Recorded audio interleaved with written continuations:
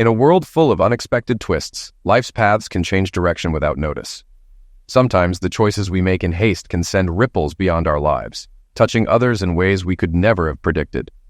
For many, it's these unintended consequences that shape the future. 5 years ago, a seemingly simple decision set everything in motion. Choosing to cut across the countryside instead of sticking to the usual route became a detour that would change one man's life forever.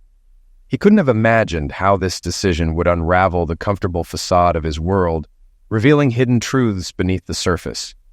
It all started 5 years ago with a chance encounter.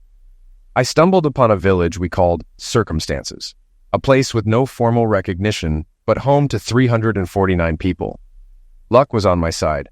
I had just finished unloading a trailer of medical supplies in Texas that needed sterilization before hitting the shelves. After confirming everything was clean, the dispatcher gave me an early assignment, which allowed me to get home 2 days sooner than planned. With my license for handling hazardous materials, I was one of the few qualified for the job. The pickup location was just 30 minutes away, so I refueled and headed out. Once the load was secured, I was back on the road. The drop-off point was only an hour from home. I was already driving when I confirmed the load was complete and realized I'd been paid double for this shipment. Instead of taking the planned route, I opted for a shortcut across the country, cutting both miles and time. Now, I was less than 2 hours from home, running 5 or 6 hours ahead of schedule. I had stopped at the intersection of 2 rural roads when I saw a handwritten sign reading, "For sale before county takes." An arrow pointed right, so I followed it. A few more signs led me to a farm owned by an elderly couple, likely in their late 70s. They had retired but were behind on taxes due to rising prices. They loved their farm and weren't ready to sell and move to town, so they decided to sell part of their land. I called my father, who used our family trust to buy the farm at market value. We let the couple rent the house long-term at a low rate, which thrilled them. They even said, "If you ever need a favor, let us know." I had my father divide 10 acres at the crossroads from the original 200-acre farm. It was the perfect spot for a store and gas station since the nearest city was an hour away. I suggested my father buy the surrounding land at the intersection as cheaply as possible. He did, and we ended up owning 10 acres on each corner of the crossroads. While searching for water, my father found an underground river capable of providing water to 50,000 people. He decided to tap into it for our new commercial venture.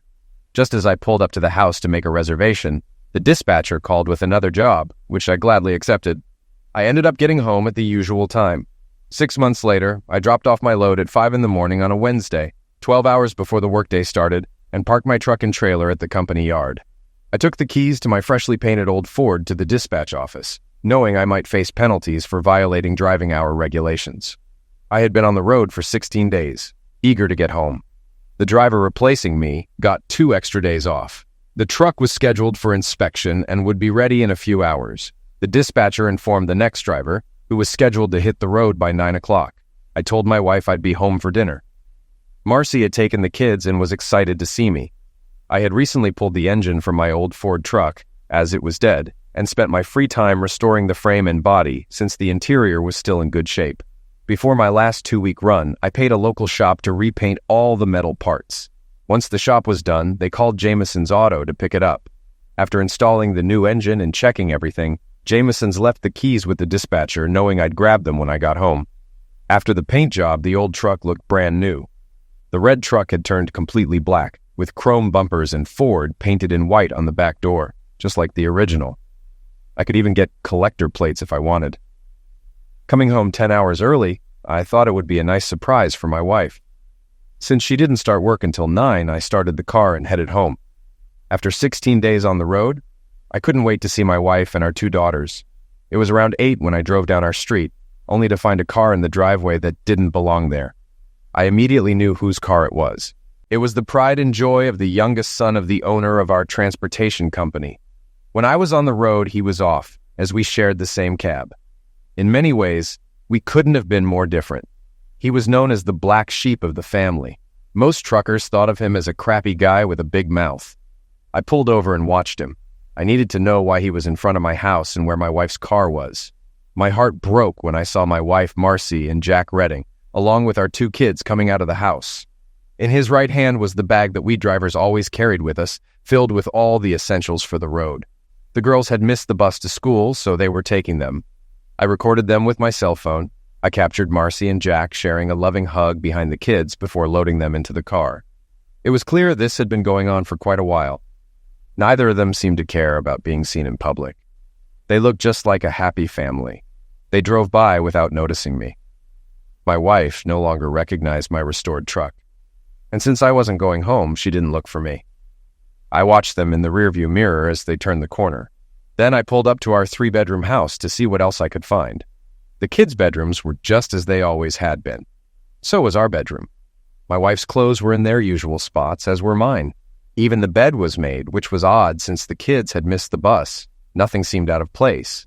If they had stayed the night together, where was the evidence that could prove it? I was now certain that if they weren't involved, Jack had no reason to be there. I looked around twice, but my gut told me to keep searching. There wasn't anything unusual from the upstairs basement. The dishwasher was full of dirty dishes.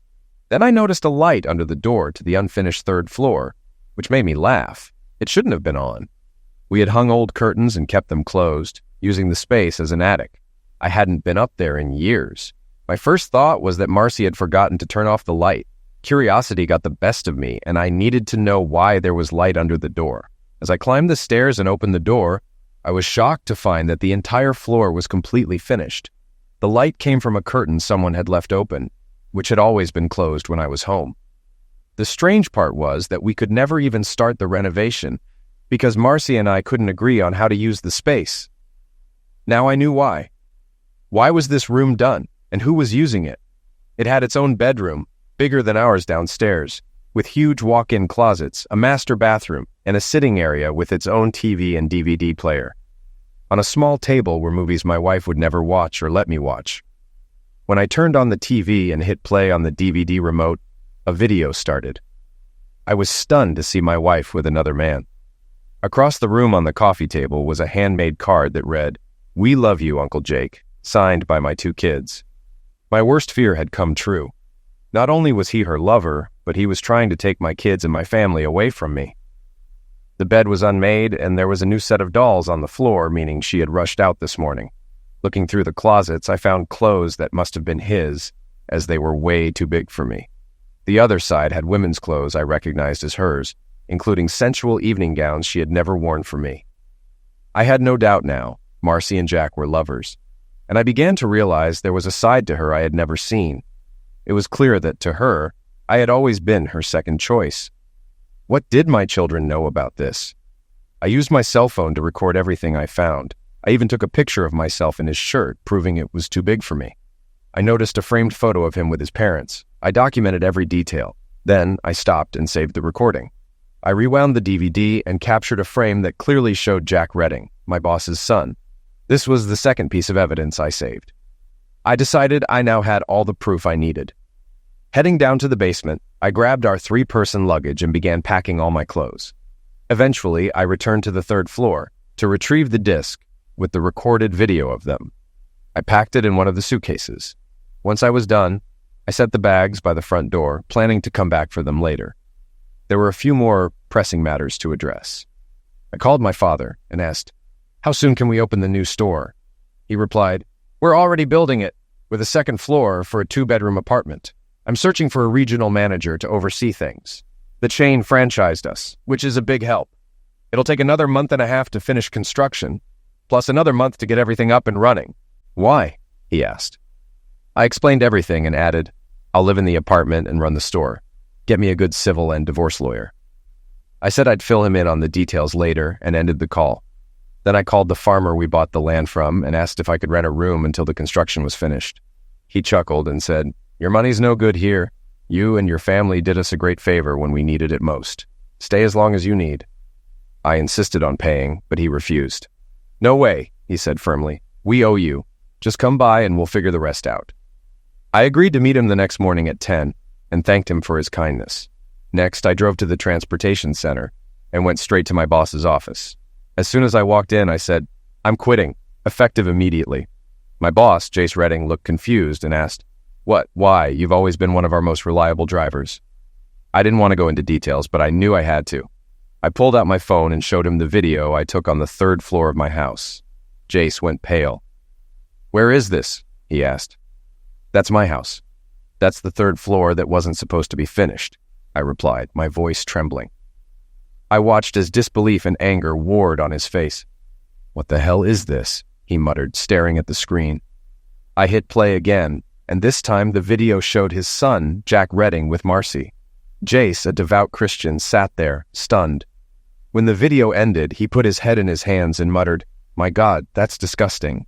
I cleared my throat and said, "The woman in the video is Marcy, my wife. That's why I'm quitting, because of what your son did." For a moment, Jace didn't speak.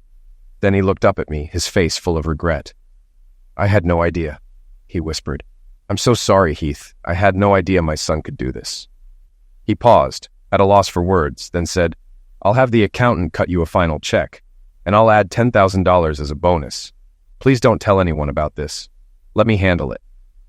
I nodded, but before I could leave, Jace asked, "Are the children his?" The question took me by surprise. "They look like Marcy, but I don't think so. I doubt the affair has been going on that long," I replied softly. "But you could ask Jack to take a DNA test." Jace looked devastated and said, "I will, please. Just don't say anything until I talk to him. He's my son, but I don't condone what he did. I don't know what to do." I stood there for a moment, unsure of what to say. Finally, I nodded and said, "I'm sorry too, but I have to go. I need to get custody of my daughters. That's my priority." As I turned to leave, Jace called after me. "When Jack gets back in 2 weeks, he's gone. I've heard rumors about his affairs, but I never had proof until now. I never thought it would be with one of my employees' wives." I left Jace's office with a heavy heart, feeling a mix of relief and anger. The whole situation had spiraled out of control so fast, and I knew there was still so much more to handle. Despite wanting to escape it all, I knew I had to face what was coming. After cashing my check, emptying our joint accounts, and paying the bill at Jameson's Auto, I drove to my daughter's elementary school. I asked to speak with the school counselor, Miss Connors. After explaining the situation, she agreed to bring my daughters out of class so we could talk. When they saw me, their faces lit up with excitement, but their joy quickly faded when they noticed how serious I was. I began, "Girls, I need to talk to you about something important." They looked at me confused. Miss Connors was about to leave, but I stopped her. "It's best if you stay," I said. "I don't want anyone thinking I'm manipulating this." Linda, my eldest, asked first, "What's going on, Dad?" Taking a deep breath, I said, "I want to know who Uncle Jack is and how long he's been staying with you." Linda and Lauren exchanged nervous glances before Linda answered. "He's a cousin of Mom's," she said cautiously. "He moved back here a few years ago." "How long has he been living in our house?" I asked. The girls hesitated.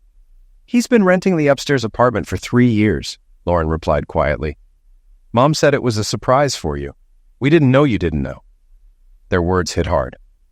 "Girls, you need to understand," I said, trying to keep calm. "Uncle Jack isn't a cousin. He's been living with your mother because they're having an affair." Linda and Lauren turned pale as the truth settled in. "What?" Linda whispered. "But Mom told us." I shook my head. "I'm sorry, but it's true. That's why I'm divorcing her." Miss Connors, who had been quietly watching, stepped forward. "Girls, your father is telling the truth. I've seen this before, and I'll be here to help you through it." Lauren began to cry, and Linda hugged her. Watching them try to understand shattered me all over again. "Dad, what's going to happen to us?" Linda asked, her voice trembling. I knelt down, holding their hands. "I'm going to fight for custody," I said. "But until I find a new job and get things in order, you'll have to stay with your mom." "I'm sorry, but that's how it has to be for now." They nodded, tears streaming down their faces. I kissed them both on the forehead and watched as they returned to class. Miss Connors gave me her number, saying, "Have your lawyer call me. I'll testify about today." I thanked her and left the school, overwhelmed with sadness and anger. This wasn't how I imagined my life, but there was no turning back now. On the way home, I stopped at a flower shop and asked for a bouquet of dead flowers. The florist looked at me strangely, so I explained it was a gag gift. She laughed and pulled some wilted stems from the trash. "Will these work?" she asked. I smiled. "Perfect." After they wrapped the flowers, I headed back to the house. I placed the bouquet on the bed along with the card from my daughters that said, "We love you, Uncle Jake," and a baby doll I had cut up with Marcy's sewing scissors. Then I loaded my tools onto the truck bed, covering them with a tarp. The tools were worth a small fortune. I tossed the suitcases into the truck and tied everything down securely. As I was finishing up, my neighbor, John Zecksmith, came over and said, "I guess you didn't know about Marcy's second husband, huh?" I looked at him, confused. "Second husband?" "In a common-law marriage," John explained. "It's been going on for at least 3 years. We all thought you knew. We assumed you and Jack had some kind of arrangement." My blood ran cold. "No, I didn't know," I said softly. "I just found out today." We talked a while longer, and John suggested I move my truck to his garage to keep an eye on the house. I agreed, and as night fell, I watched from John's garage as my wife of 13 years pulled into the driveway. She had no idea what was waiting for her inside. Through binoculars, I watched Marcy go straight to the bedroom. She smiled at the bouquet of dead flowers, thinking they were from Jack. But her smile faded when she picked up the card for Uncle Jack and saw the baby doll in pieces on the bed. Her face turned pale as panic set in. She opened the box of dead flowers, and when the smell hit her, she recoiled, looking like she was about to be sick. I could see her trying to make sense of it all, still unaware that I knew everything. Just then, my daughters got off the school bus and walked to the front door. Lauren texted me, "Dad, don't answer the phone. We want you to hear what we say to Mom." I explained the situation to John, and we set up the speakerphone so we could listen to the conversation together. The girls went straight to their mother's room, where she was still struggling to understand what I had done. She hadn't yet grasped the meaning behind my actions. After greeting their mother, my daughters began to explain. "Dad called us out of class today because he wanted to talk to us alone," Linda started. I could tell by Marcy's expression that she was fully engaged now. "We met with the school counselor, Miss Connors. We were confused about why he was there since you told us he'd be home around 6, Lauren added. "That's when he asked Miss Connors to stay. The first thing he asked was who Uncle Jack was and how long he's been part of the family," Linda said. "I told him you said Jack was a distant cousin who moved back to the area," Linda explained. Fear crossed Marcy's face. Now she understood who had left the message on the bed. "Mom, Daddy didn't know you had finished the 3rd floor while he was away. You told us it was a surprise for him," Lauren revealed. "We realize now that it wasn't," Linda added. "We kept your secret, and it was a surprise for Daddy," Linda said. "But he found out today," Lauren added. "Mom, you always told us not to lie, but now we realize that lying to the family seems to be okay for you." Tears started streaming down Marcy's face as the truth unfolded. "Dad didn't know Uncle Jack had been renting the 3rd floor for over 3 years, Linda stated. "We explained to him that you never slept in the bed you and Daddy shared when he was home. It was always made before you left for work, and we knew that wasn't normal," Lauren continued. Marcy's face turned white. Her daughters had unknowingly revealed her secret, and even the smallest detail, like the made bed, was exposing her. "We told Daddy that while we never saw you with Uncle Jack, we often saw you coming downstairs from the 3rd floor in the mornings when he wasn't home," Lauren said. "Dad said he's divorcing you because Jack isn't a cousin. He's your lover," Linda added. "He also told us that you and Jack have been using him for years to support Jack's lifestyle and that everything you built was for your needs, not the family's. He said his life with you was a lie," Linda said firmly. "Dad said we have to stay with you until he finds a new job because he quit today so he can fight for custody of us," Linda continued. "Miss Connors told us Daddy had no choice but to quit since the court wouldn't grant custody to a long-distance truck driver," Linda explained. "After that, we went back to class," Linda said softly. Marcy sat on the bed, tears pouring down her face. She knew everything the girls had said was true, and she couldn't deny it. Heath was making the right moves, preparing for the inevitable battle. As a social worker, Marcy knew exactly what the state would be evaluating when the court ordered a family assessment. "We ended up breaking down, and the counselor had to take us out of class for the rest of the day," Linda continued quietly. "She talked with us for a while to calm us down," Lauren added. "We also learned that sleeping with someone else while you're married is called infidelity, Mom," Lauren said bluntly. "Miss Connors said it's the biggest betrayal in a marriage," Linda added. "You don't seem bothered by it, or we wouldn't be talking about this." "Miss Connors also wondered why you thought you could live such a long life with 2 husbands," Lauren said. "I don't have 2 husbands," Marcy whispered to herself as if trying to convince herself. "I have one, Heath, and a lover." "But that's not how everyone else sees it, Mom," Linda shot back sharply. Heath had decided that his pride wouldn't allow him to do anything but file for divorce. To him, Marcy had used him for years, and his daughters had seen through it. "Lauren and I talked about what you did, Mom," Linda said, her voice shaking. "We think you must have hated not just Daddy, but us too. That's the only way we can understand why you've been doing this for so long." "Miss Connors said that if you loved our father, you never would have done this to him," Lauren added, her voice trembling. Marcy was sobbing uncontrollably now, her body shaking. She had never imagined her daughters would learn the truth this way and confront her so harshly. "Before we got on the bus, Miss Connors asked if we were okay," Linda said. "She offered to take us home, but I told her we needed time to talk. Miss Connors also said she would testify in court about what she heard today, if necessary. She's seen too many families fall apart because of lies," Lauren added. "We whispered a lot to each other on the bus ride home," Linda said. "We made some decisions." Marcy buried her face in her hands, unable to stop crying. "Mom, we're 12 years old, but in a year we'll be old enough to decide who we want to live with," Lauren said firmly. "Miss Connors explained that when we turn 13, we can choose." "We've decided to live with Dad," Linda said resolutely. "We'll call Grandma and ask her to take us in," Lauren continued. "I'm sure she and Grandpa will let us stay with them until Dad has everything sorted out. That way you and Jack can have the house to yourselves," Lauren finished, standing up. "Come on, Linda. Let's call Grandma and pack our things," Lauren said, pulling her sister along.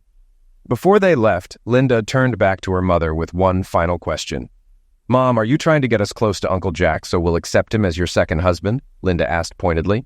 "Because that's exactly how it feels." Marcy was devastated, unable to respond as her daughters exposed the truth. All she could do was watch as they went downstairs to call their grandmother. Her daughters had inherited their father's clarity. They saw the situation for what it was and made their conclusions without hesitation. I sent Marcy a text. "What you found on the bed was my doing. Let your common-law husband know I'll be suing him for joint custody of you and the children." Through binoculars, I saw the realization hit her, that if I took her lies and secret lifestyle to court, she would lose all rights to our daughters. Marcy understood she was defeated, with no happy ending in sight. If I sued and exposed Jack, it would ruin them both. John and I timed it. Less than 5 minutes later, my in-laws arrived. John opened the front door so we could hear the conversation. The voices were so loud they sounded like screams. My mother-in-law scolded Marcy as she took the girls out of the house. But it was my father-in-law who put things into perspective. "Since you've cut Heath out, once things settle with Jack, you'll be looking for another long-distance driver to replace him," my father-in-law said angrily. "Jack has already shown he thinks so little of you that he lets you share yourself with others. Your behavior makes it clear that one man will never be enough for you." John and I could see Marcy was crushed by her father's words, crying so hard she couldn't speak. "We'll contact Child Services tomorrow to figure out the next steps," said Marcy's mother.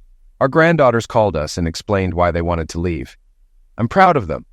Clearly someone raised them right, and unfortunately it wasn't you." John closed the door, grabbed a couple of beers, and we sat down in the kitchen. "Your daughters see things for what they are, Heath. You should be proud," John said. "To be honest, when the construction crew was working, Marcy told us you were renting out the 3rd floor for extra income. I never questioned it because you didn't need the money. I remodeled the house from the 1st floor up. She's been deceiving us from day one. Jack and she planned everything," I explained. "So where did the money come from?" John asked. "We haven't received any rent. My guess is Jack used his trust fund to pay for it," I replied. I took out my phone and sent a text to Marcy. "John, let me know when you find Marcy. I have a message I need to send, and I want to know what her response will be." A few minutes later, John said, "I found her. She's in the bedroom, and she seems calmer now." "I sent the message," I said. It was short. The text read, "Hey ho, just a heads up. Jace Redding wants to know if Linda and Lauren are mine or Jack's. He's planning to sue to find out." "Oh my God, she's lost it," John said. "She threw the phone at the wall. Now she's lying face down on the bed, crying hysterically." John walked back to the kitchen with a smile. "What did you say to her?" "I just asked if Jace and I needed to know if Linda and Lauren were Jack's or mine," I replied. Jace told me rumors had been circulating for years that his son was having an affair with a married woman, so I asked a question that everyone wants answered. John's face turned pale. He knew Jace's reputation. Jace would go to the Supreme Court if he had to get the truth. After half an hour, I asked John to check on Marcy again. She was sitting on the couch in the living room. I sent her a 5-minute clip of her with Jack taken from the TV. It showed everything, ending with Jack's face. The message read, "Who filmed this?" I followed up with a note saying I had picked up the CD, and maybe I'd find out once I watched it. John checked on her again and said, "Marcy's in a bad way. I don't know what you sent, but she threw up all over the living room carpet." By 5 a.m., John had sent out the message I'd written the day before to all of our contacts, friends and enemies alike. The message read, "This is what I showed Jace Redding when he asked why I had to leave." The second video, filmed in the same room as the bedroom, had been recorded with someone else's help. Neighbors openly said Jack Redding was Marcy's second husband. Marcy had even told them I agreed to this arrangement. That was a lie. I'd only found out yesterday and planned to file for divorce and sue Jack. It wasn't a good start to the day for most people. I pulled into a truck stop just outside of town, ordered a trucker's breakfast, and sat down to eat. From my booth, I could see my truck parked outside. "I'm sorry, Heath. No man deserves what you went through," said Maureen's younger sister, Marcy. "Mind if I join you?" I nodded, and Maureen sat down across from me as I sipped my hot coffee slowly. "Mom and Dad filled me in last night. The girls told them everything once they got home. We were all shocked," Maureen explained. "Just so you know, if you change your phone number, please let us know so we don't give it to Marcy by mistake." "The number will stay the same, Maureen," I replied. I was planning to quit my job in a couple of months anyway, so I could be home in the evenings as my girls start their teenage years. "What was my sister thinking?" Maureen burst out. "There's no way you'd ever agree to Marcy having a second husband." "We may never know," I responded. "Maybe it started as a friendship, but it ended up crossing a line. From what I gather, it's been going on longer than the 3 years we've heard." "What do you mean?" Maureen asked. "When I told Jace Redding why I was leaving, he mentioned rumors about his youngest son being involved with a married woman for years. He even asked if Linda and Lauren were Jack's." "Oh, God. Who else knows?" she asked, her face full of concern. I opened up Marcy's text messages and showed her what I'd sent the night before and again that morning. After reading them, Maureen wiped tears from her eyes. What she thought was bad had turned out to be even worse. "Based on the video, there may have been a third person involved in their relationship," I said. "By the end of the day, everyone will know. Jace is likely going to make this public, searching for the truth. It could turn out that both kids are mine, or Jack's, or possibly neither of us." I paused, reflecting. Now I'm wondering if the person who shot the video was a man or a woman. Maureen noticed the tears in my eyes and stood up, taking my hand. We didn't say a word until the waitress came to take our order, and I eventually let go of Maureen's hand to eat. Heath and Marcy had married at 19. She was the youngest bridesmaid, and even back then, she was in love with him. To her, Heath was handsome and admirable, and even now, she felt the same. Heath worked as a long-distance trucker to support her while she pursued her university degree. When she graduated, she had multiple job offers, but she chose the one in her hometown. Maureen realized it was because of Jack, her first love, whom their parents had never approved of. Maureen observed Heath closely, sensing he couldn't fully process everything yet. Still, whenever Heath was home, he dedicated much of his free time to the family. Maureen had always admired Heath. He was honest, treated her as an equal, and had always been there when she needed advice. Heath had a way of turning big problems into manageable ones, and it wasn't hard for Maureen to fall in love with him. Every man she'd met since then had fallen short of the standard Heath had set. Though her parents urged her to marry, Maureen couldn't tell them she had always loved Heath. He was loyal and never looked at another woman, but now she was determined to find a way to keep him in her life. When the time was right, she would show him he had married the wrong sister. "Heath, have you figured out where you're going to live?" Maureen asked, breaking the silence. "Linda and Lauren asked Mom and Dad to take them in. They're angry and upset. But they're proud of me," Maureen continued. "The girls told our parents they would tell the court they want to live with you. Mom and Dad have explained that you're doing the right thing for the long term. I can bring them to see you on weekends if you'd like." I opened my notes and handed her the farm's address. "My father and I are building a bar and store next to the place. I'll be staying with the tenant on the farm we own. I'll check with them, but we're also building a 2-bedroom apartment where I'll live." "Why there?" Maureen asked, curious. "We have 10 acres on either side of the intersection. After we develop it, we'll subdivide it into 3/4-acre lots. There's nothing nearby, so the store will be a convenient attraction." "How did you find it?" she asked. "I was driving across the country to save time," I explained. Traffic was bad, so I noticed a four-way stop and followed it. The area has enough traffic to support a business. After we finished eating, I picked up the check. Maureen leaned over and kissed me on the cheek, as she always did, making me smile. "Don't forget, Heath," Maureen said. "A lot of us have always loved you for who you are." While driving, I called my dad and told him everything. He promised to find me a top divorce lawyer. I tracked the 75-mile drive and arrived at the construction site just after 8:30. I smiled, knowing my dad was building a big project. 8 pumps for cars and small trucks and 2 for large trucks. The pits were dug, and blocks for the leak system were already in place. Construction on the floor and concrete for steel supports had also started. I walked into the trailer and saw the project, which was similar to others except for the 24-square-foot apartment on top. A sign my dad saw the neighborhood's potential. 2 hours later, I left for the farm, where Bill Robinson greeted me. He admired my restored Ford truck, recalling the days when weight and solid metal were key. "Mrs. is serving lunch, and I was told to stop by," Bill said. His wife, Betty, made a farmer's lunch, and she was thrilled by how much I ate. I helped clean up, and she noticed I wasn't wearing my wedding ring. By the time we finished, she had coffee ready. I spent the next 2 hours telling them about the last couple of days. Bill mentioned that the girls and their aunt would be welcome to stay, saying, "It'd be nice to have young folks around again." Later, I wrote to Maureen, telling her she could visit every Friday night. She replied, "It's a date." Thursday afternoon, I reviewed a video on my laptop, but no faces appeared. Using my phone, I sent everything, including Miss Connor's contact info, to my dad. I asked him to have Jack served and told him Marcy could be served at the social services office. Out of spite, I even sent a video from the disc and texted Marcy. The other women did better in the video, nothing special here. Maureen, a tax major, laughed as the girls texted their dad every 10 to 15 minutes. The 75-mile drive flew by. Once at the site, they sent one final message before seeing him waiting at the driveway. Linda and Lauren jumped out and ran into my arms. Bill introduced Betty to everyone, and the girls loved the room she prepared for them. Bill showed them around while Betty finished cooking. After dinner, I cleaned up with the girls, and Betty watched as we washed the dishes. Bill told the girls about the swings, the swimming pond, and bikes they could try. I was worried about how they'd spend their time, but Bill and Betty had it all figured out.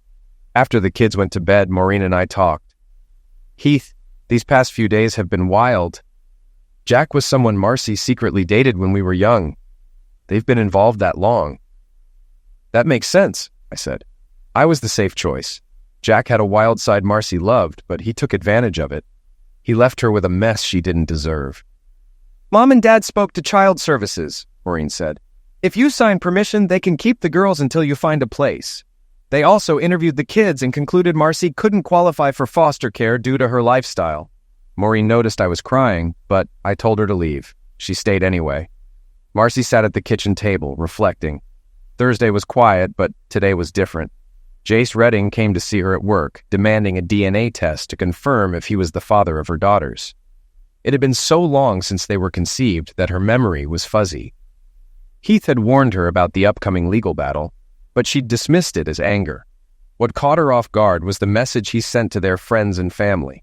She never saw Jack as a second husband, but her lawyer explained that their common law marriage gave him the same rights. Heath's lawsuit against Jack was likely to succeed. The only question was how much he would win. The lawyer explained that Heath would likely get favorable treatment in court due to years of being wronged. If Marcy had proof of collecting rent for 3 years, things might be different, but there was no evidence Jack contributed to household expenses, making him appear as a kept man. The real shock came at the end of the day when Marcy's supervisor called her in.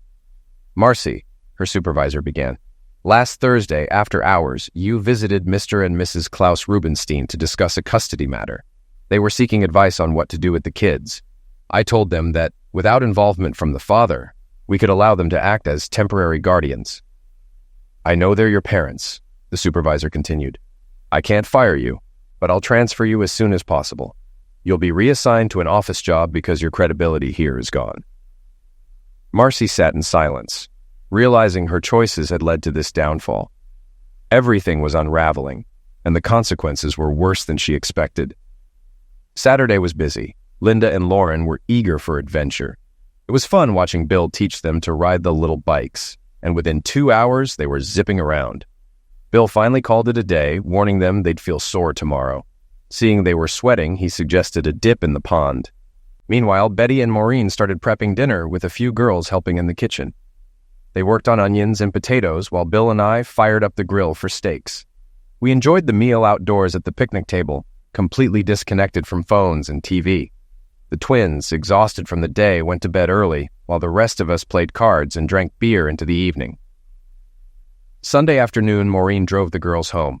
I had already prepared a certified letter, signed by Bill and Betty, granting them temporary guardianship.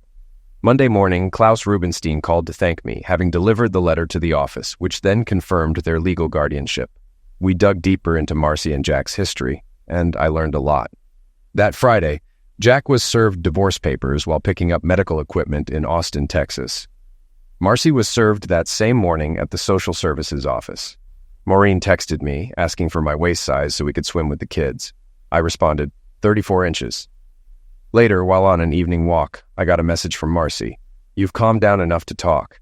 I replied, there's nothing left to say. Maureen told me everything, from your secret meetings with Jack to now. I still wonder, if he was always the one, why did you marry me? Unsurprisingly, she didn't respond. When Maureen arrived with the kids, excitement filled the air. Maureen looked stunning, and her smile was contagious. As the girls hugged me, they asked quietly if they could call Bill and Betty grandparents. I told them yes, as long as they were okay with it.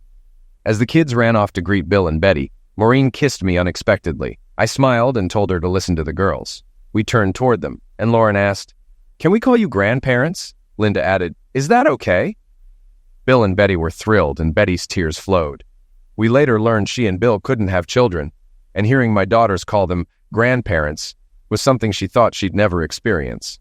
After dinner, I told Maureen that both Marcy and Jack had been officially served. I showed her Marcy's last message and my response. "You know my sister can't admit her actions," Maureen said quietly. "She'd have to face the truth about herself." "Enough about her," I said. "When are you going to find a man who loves you the way you deserve?" Maureen smiled. "I've already found him, but getting him to realize it is the challenge." The next morning, Bill and I were up early, enjoying coffee outside. "Heath," Bill began, "Betty is my second wife. My first did to me what Marcy did to you." I was surprised. "Why tell me this?" "Don't let your anger blind you to what's right in front of you," he said. "Maureen's been by your side all along. When you're ready, ask yourself why." I started to understand. Could Maureen want more than friendship? "Bill, how did you know Betty was interested in you?" I asked. He chuckled. "A cast iron skillet. She caught a girl flirting with me and didn't like it. We didn't have kids, so we fostered children for a while." Our conversation ended as the family woke up. The twins spent hours on the motorcycles before Bill called for a break. "Enough, girls, take a swim in the pond." Betty and Maureen brought out chairs, and we watched as the girls played with a beach ball in the water. Later, as we headed inside, Betty grinned at Maureen. "Things are working out the way you hoped?" Maureen blushed. "Not yet, but I'm working on it," she replied with a wink. Bill laughed, telling the twins the story of how he and Betty met. After dinner, the twins went to bed early, worn out from the day. I relaxed on the porch swing when Maureen joined me. Without a word, I put my arm around her, and she leaned in. "Mom figured it out," Maureen said softly. "Figured what out?" I asked. "That I'm happier than I've been in years. I couldn't hide it when I took the twins home." "How did she take it?" "She asked if something was happening between us." I told her not yet, but then she asked how long I've been in love with you. "How long?" "Since the summer you married Marcy," she admitted quietly. "That long?" I was shocked. "And I never noticed." "I expected a lecture," Maureen continued. "But instead, she said if it works out, she'll get Dad on board." I smiled. "Seems like your mom's rooting for you." Maureen laughed. "She's thankful her sister threw my dad out every day." On Sunday, I kissed Maureen goodbye. As I was leaving, Lauren and Linda whispered, and then Lauren spoke up. "Dad, Aunt Maureen has loved you for years," she said. Linda added, "It took what Mom did for you to realize it." I was stunned by their insight. As Maureen drove away, I stood there thinking about their words. Bill came up beside me. "Let's take a walk," he said. We crossed a small bridge to a beautiful piece of land. Bill gestured toward it. "This would be the perfect spot for a house. Lauren and Linda could come whenever they wanted, maybe even ride horses." I raised an eyebrow. "Whose idea was that?" "Betty's and Maureen's," Bill chuckled. "They'll pitch it to you next week." Early Monday morning, I got a call from Klaus Rubenstein. Jace Redding had obtained a court order for DNA testing on Linda and Lauren. Klaus was shocked when I explained the paternity issue. He had assumed Marcy had just been with Jack for the past 3 years. Jace, enraged after learning the truth, confronted his daughter at social services, telling her, "As far as I'm concerned, you're dead to me." Later, my mother-in-law informed me that Miss Connor had given a notarized statement for my attorney and that Jack would be back in town on Wednesday. She suggested I stay with them, but I decided to stay with John Zexsmith instead. Bill offered me his car to stay incognito, and I lent him my truck for the day. Tuesday evening, I arrived at John's house, and he handed me binoculars, revealing that Jack's older brother had been regularly visiting Marcy's house. I then called Jace and asked him to come over, telling him he needed to see something. When he arrived, I gave him the key to my house and told him to check the 3rd floor. Moments later, we heard fire. John and I immediately called emergency. When the police arrived, we watched as Jack was led away in handcuffs, and Jace was carried out on a stretcher, having been shot in the shoulder. Jack had fired, mistaking Jace for a burglar. The scene was surreal. Marcy, now fully dressed, was taken away in handcuffs, her face pale with shame. John shook his head in disbelief. "Can you believe she was involved with both brothers?" I sighed. "I knew there was someone else, but not this." John added, "Jace didn't deserve this, none of them did. By the end of the night, Jace was in an ambulance, and Jack faced attempted manslaughter charges. I was left torn between satisfaction and sorrow." The next morning, I visited Klaus, who was already on his porch with coffee. "This whole situation with Jace and Jack is more than I expected," he said. I agreed, filling him in on the details, and his wife, Rosa, joined us, equally shocked. Later, I picked up Linda and Lauren from school. They were happy to see me, but sensed something was wrong.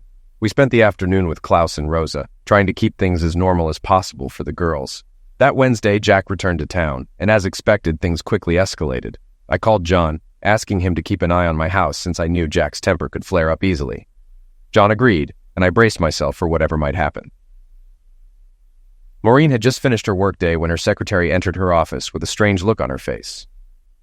"There's a man here with a dozen red roses," the secretary said. "He's asking if you're free for dinner." Maureen looked puzzled, unsure who it could be. But when she walked out and saw me standing there, her expression softened and tears welled up in her eyes. In that moment, we both knew that everything between us was about to change. We went to dinner at Outback Steakhouse. Over blooming onion and cocktails, we talked about the kids, the chaos of the past few months, and what the future might look like. The conversation was light, but an unspoken understanding lingered between us. Something was shifting. As we finished dinner, John called with the news I had been dreading. Jack had arrived home before Marcy and was waiting for her. He had been drinking, and his temper quickly escalated. His father was in the hospital, his brother was in jail, and he had just lost his job. In his mind, it was all Marcy's fault. He was waiting with a weapon when she came through the door. The neighbor heard the fire shots and called the police. Marcy was rushed to the hospital in critical condition. The news hit me hard, and I told Maureen, who immediately called her parents. We rushed to the hospital, but 6 hours later, we were told that Marcy had died on the operating table. The internal bleeding was too severe, and the doctors couldn't save her. Breaking the news to Linda and Lauren was the hardest thing I've ever done. Klaus and I agreed to keep the casket closed for the funeral. The girls were heartbroken, and it was clear how much the loss weighed on them. As we stood watching the burial, Klaus pulled me aside. "Heathen, there is no relationship between Jace Redding and the girls," he said gently. "But more importantly, how long has Maureen been in love with you?" I was caught off guard. "According to your wife, since the summer Marcy and I got married," I replied. Klaus smiled softly. "Did she also tell you her sister left me over 35 years ago? I'm grateful for that every single day. If things work out with you and Maureen, you have my full support." It was at that moment that I began to see the light at the end of the tunnel. It wasn't the end of my life, but the beginning of something new. The weight of the past still lingered, but I felt lighter, knowing there was a future worth rebuilding. 5 years have passed since then. I watch Linda and Lauren wait for the bus every morning, their faces bright and full of life. Maureen, now my wife, is busy with our 2 preschoolers. Bill and Betty have become their honorary grandparents, and the gas station and store Bill and I built have become the heart of our little village. The business flourished, and we even got our own post office. On warm days, I walk to work from the house we built by the pond. Jace Redding and his wife often visit. his oldest son's ex-wife, lives in the village with their kids, and they've become part of our extended family. Jack was sentenced to 10 to 25 years for involuntary manslaughter. Jason eventually had his sentence reduced to a misdemeanor. Although the scars remain, life has moved on. As for the name of our village, it came from a sign Bill made that read, "We're all here because of circumstances," which he posted at the four corners of the intersection where the town began. The name stuck, and that's how our little village was born, out of the wreckage of the past, but filled with hope for what lies ahead.